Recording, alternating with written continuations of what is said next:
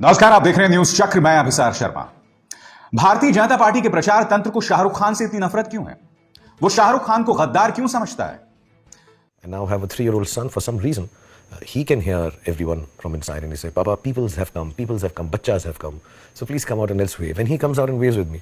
And he really enjoys it. Or he stands on the balcony and starts waving on my birthday or on Diwali or on Eid or whatever the, Ganpati. We also have like a Christmas Mela here. So that time also there's a lot of crowds, there's a bazaar here. So I have to partake in every kind of festivity, kind of wear the clothes of that festival and go and wave out to people. आज मैं आपको बतलाने वाला हूं दोस्तों कि Bharatiya Janata party के प्रचार तंत्र को जो शाहरुख खान से एलर्जी है ना, वो मुद्दा शाहरुख खान का नहीं है। वो मुद्दा है धर्मनिरपेक्षता का। वो मुद्दा है वो तमाम सिद्धांतों का जिन सिद्धांतों पर यह देश आधारित है। और आज मैं न्यूज चक्र के जरिए उसे साबित करने वाला हूं।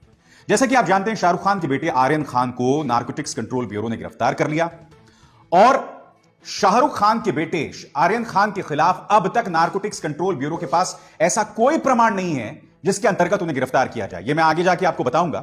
आज भी यह मामला अदालत के सामने आया और अदालत के सामने जब यह मामला आया तो नारकोटिक्स कंट्रोल ब्यूरो ने कहा कि आर्यन खान के खिलाफ सबूत पेश करने के लिए हमें 1 हफ्ते का वक्त चाहिए।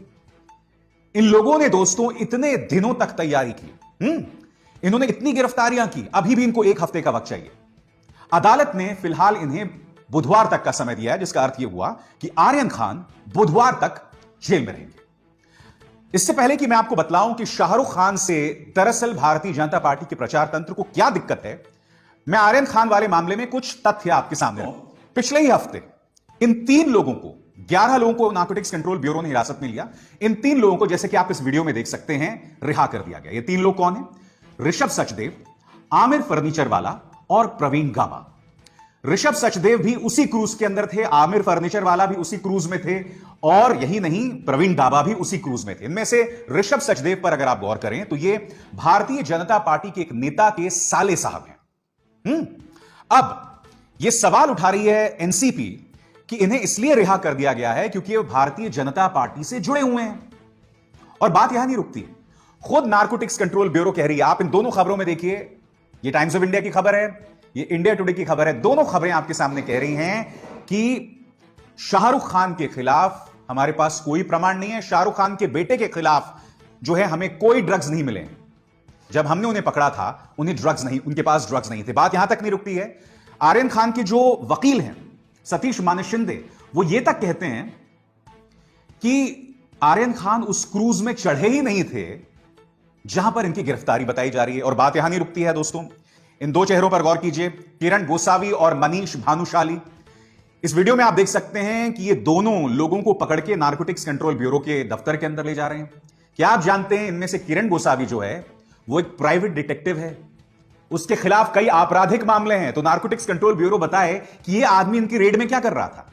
अब ये जो मनीष भानुशाली है, ये बीजेपी का एक नेता है, कार्यकर्ता है बीजेपी का। और ये देखिए किस तरह से लोगों के हाथ पकड़कर वो नारकोटिक्स कंट्रोल ब्यूरो के सामने ले जा रहा है। नारकोटिक्स कंट्रोल ब्यूरो क्या भारतीय जनता पार्टी की एक सहयोगी संस्था बन गई है? हालांकि मैं जानता हूं इस देश में अधिकतर जो संस्थाएं हैं, मीडिया से लेकर ईडी से लेकर इनकम टैक्स से लेकर सीबीआई, सभी भारतीय जनता पार्टी की सहयोगी संस्थाएं हैं। मगर यहां तो खुला खेल फर्रुक्काबादी हो रहा है। यहां पर आप देख सकते हैं कि मनीष भानुशाली और किरण गोसावी दोनों जो कि बीजेपी के करीबी हैं, एक बीजेपी का नेता है, एक प्राइवेट डिटेक्टिव, वो नारकोटिक्स कंट्रोल ब्यूरो की रेड टीम में शामिल हैं। इन्होंने मजाक बनाकर रख दिया है। मगर मुद्दा यहां पर यह है कि आर्यन खान को टारगेट क्यों किया जा रहा है? क्या एक साजिश के तहत आर्यन खान पर निशाना साधा गया? यह सवाल उठना तो बहुत लाजमी है। मगर उससे पहले मैं आपका ध्यान खींचना चाहूंगा इस चेहरे की तरफ, शाहरुख खान। नाम तो सुना होगा, शाहरुख खान, जिन्होंने कभी राज बनकर कभी राहुल बनकर हमारा दिल जीता। शाहरुख खान जो 1991-92 से फिल्म इंडस्ट्री में हैं और लगातार अपने रोल्स के जरिए उन्होंने हमारे दिल में मुकाम बनाया। और जब भी हमने राहुल को या राज को देखा स्क्रीन पर, हमने कभी भी यह नहीं सोचा कि इस राहुल का किरदार निभाने वाले के पीछे एक मुसलमान है। जी नहीं, हमने इतनी मोहब्बत की कि कभी हमने यह नहीं सोचा एक हिंदू होकर कि जो व्यक्ति राहुल और राज का किरदार प्ले कर रहा है वो एक मुसलमान है। शाहरुख खान उस फिल्म इंडस्ट्री से आते हैं जहां मैं जानता हूं भाई भतीजावाद है, जहां मैं जानता हूं वंशवाद है, मगर वो तो राजनीति में भी है। मगर खूबसूरती इस फिल्म इंडस्ट्री की रही है कि आप अपना मुकाम इसलिए हासिल नहीं करते हैं कि आप किसी के बेटे हैं, आप अपनी प्रतिभा के आधार पर यह मुकाम हासिल करते हैं। भारतीय फिल्म इंडस्ट्री की खूबसूरती यह रही है कि बेशक आप मुसलमान रहे हो, मगर व्यवस्था आपके खिलाफ काम नहीं करती है। कुछ नामों पर गौर कीजिए दोस्तों। मुगल आजम के डायरेक्टर के आसिफ साहब, दिलीप कुमार, मधुबाला, वहीदा रहमान, जावेद अख्तर, खयाम साहब, ये जो तमाम नाम हैं, ये लोग मुसलमान हैं, मगर ये वो लोग थे जिन्होंने इस इंडस्ट्री में अपना मुकाम बनाया और इंडस्ट्री ने कभी पलटकर इन पर उंगली नहीं उठाई कि तुम मुसलमान हो। मैं आपको बताना चाहूंगा, मेरे एक दोस्त हैं और कांग्रेस की नेता भी हैं, यास्मीन किदवाई। उन्होंने एक डॉक्यूमेंट्री बनाई थी। इस डॉक्यूमेंट्री के अंदर, नाम था इसका फिल्मिस्तान, और इस डॉक्यूमेंट्री के अंदर रूमी जाफरी जो कि लेखक हैं, उन्होंने बहुत ही खूबसूरत बात कही। उन्होंने कहा कि ये फिल्म इंडस्ट्री कभी आपसे ये नहीं पूछता कि आपका मजहब क्या है। ये फिल्म इंडस्ट्री आपको आपके मुकाम पे पहुंचाता आपकी प्रतिभा के मुताबिक। क्यों? क्योंकि इसकी जमीन पर आधारित है धर्मनिरपेक्षता, और उस जड़ को भारतीय जनता पार्टी नहीं हिला सकी है। मैं चाहूंगा रूमी जाफरी साहब क्या कह रहे हैं, फिर मैं इस चर्चा को आगे बढ़ाता हूं। असली जो हमारा हिंदुस्तान है वो अब आप किसी भी एंगल से सोच लीजिए। अगर आप नेशनल इंटीग्रेशन के लिए देखें, इंटरटेनमेंट के लिए देखें, म्यूजिक के लिए देखें, पोइट्री के लिए देखें, असली जो हिंदुस्तान है उसको रिप्रेजेंट करता है तो सिर्फ हमारी फिल्म इंडस्ट्री करती है। और हिंदुस्तान का जो असली स्वरूप जो आज़ादी के बाद सोचा था वो भी सिर्फ हमारी फिल्म इंडस्ट्री में है। यहाँ पे आपका नाम और आपकी ज़ात, आपकी कौम है ना, उससे आपको काम नहीं मिलता, ना उससे इज्जत मिलती। आपको सिर्फ अपने काम से इज्जत मिलती है। आप यहाँ पे हिंदू आदमी मुसलमान का रोल करता है, मुसलमान हिंदू का रोल करता है। यहाँ पे शकील बदायूनी भजन लिखता है, रफ़ी साहब गाते हैं, नौशाद कंपोज करते हैं।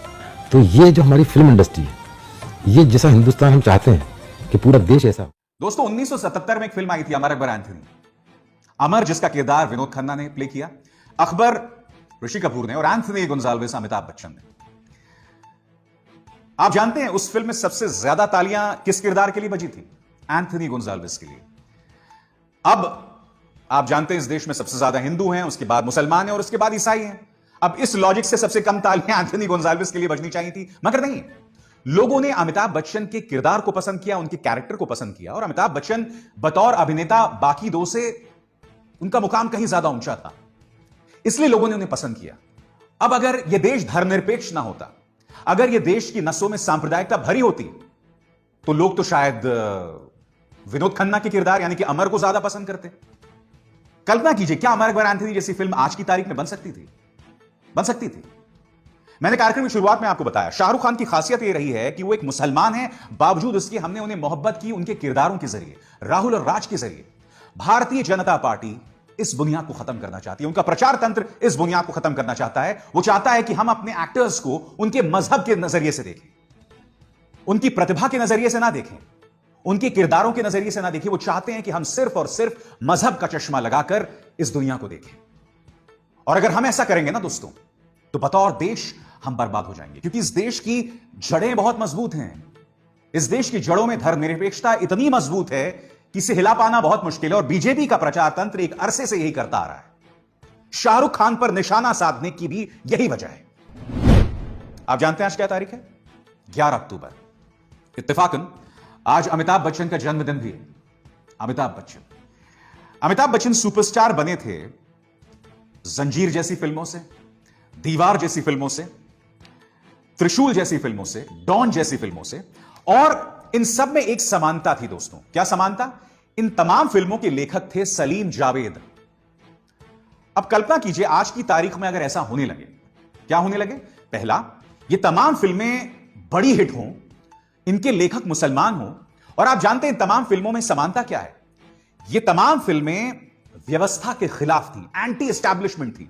अमिताभ बच्चन के बारे में कहा जाता था वो एक एंटी एस्टैब्लिशमेंट हीरो थे, यानी कि जो व्यवस्था चल रही थी उसके खिलाफ उसकी बगावत। यह थी अमिताभ बच्चन के किरदारों की खूबसूरती, जिसे लिखा था सलीम जावेद ने। मगर जब भी हम ये फिल्म देखते थे, हम ये नहीं कहते थे कि दो मुसलमानों ने ये फिल्में लिखी हैं।